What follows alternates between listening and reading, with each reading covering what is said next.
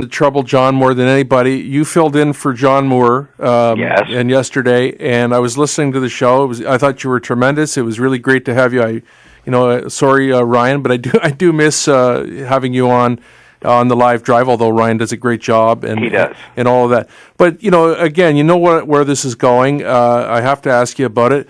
I took the comments about the taxi industry and the whole Uber thing.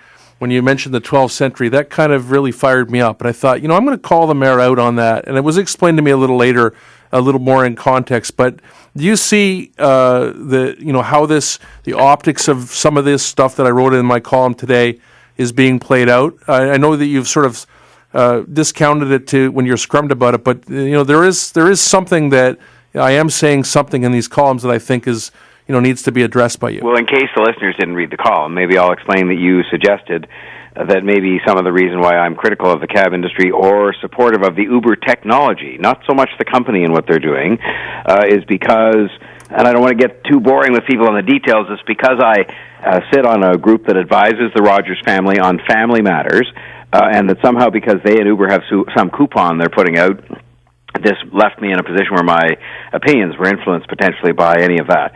Let me just say, first of all, I'm not on, I said this to your colleague Don Pete today, I'm not on the Uber team or the taxi team. I'm on the public's team, wanting to get them better service, more convenient service, and that includes technology like Uber has, and it includes getting the cab industry to improve their service. And Joe, this is not a slag at the drivers, although some of the drivers don't know their way around the city as well as they might. It's not a slag at the cab companies per se, but some of the cabs are not as clean as they should be. But I can tell you, every time I say something like that about better service, the email and the Twitter light up with people saying he's right. We don't have cab service befitting the greatest city in the world here. And in Uber's case, they've got to accept the fact that they're going to have to be regulated because it's not fair to have them, even with their great technology, competing with the cab companies when they're not regulated and the cab companies are. But any connection between any view I ever express and an involvement I have with a family trust in the Rogers family, I have nothing whatsoever to do with the operating company of Rogers at all anymore, is just not anything that's based on any foundation in fact. Okay, well, we'll come back to that in a second, but I just want to, this is how I feel about the cab industry. I think that you paint it with a broad brush there when you say the 12th century, even what you just said now. We have the greatest taxi drivers in the world. I'm not talking about the drivers. Yeah, the drivers and the industry itself. Okay. It's not as expensive as other places, and I've been around the world too. I think they're getting a bad rap, and I think that it was the same thing that, I understand you're trying to move people forward, and I think you're doing a terrific job. And when I'm a critic, I'm trying to be a critic of certain things and not make it personal. I know that's very hard to do, but I sometimes I feel I need to remind you. It's the same thing with when you talked about moving the traffic along, and of course I wrote columns and talked here on the late shift about that.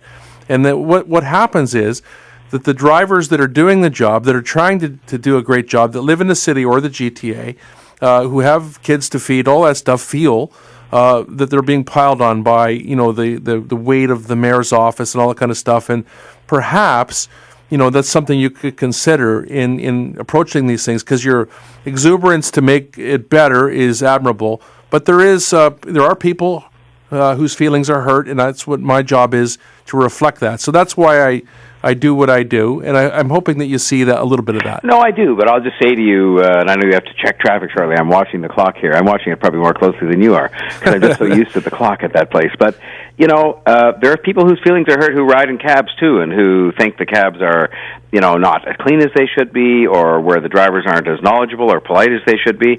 And believe me, Joe, I hear from lots of members of the public, and they don't. All these things never apply to everybody. I agree. There's lots of cabs who do cabbies who do a good job, but I just think the industry have had it their own way for a long time. There's a lot of middlemen in that industry who suck money out of the business and out of the pockets of passengers, and it never gets to the drivers.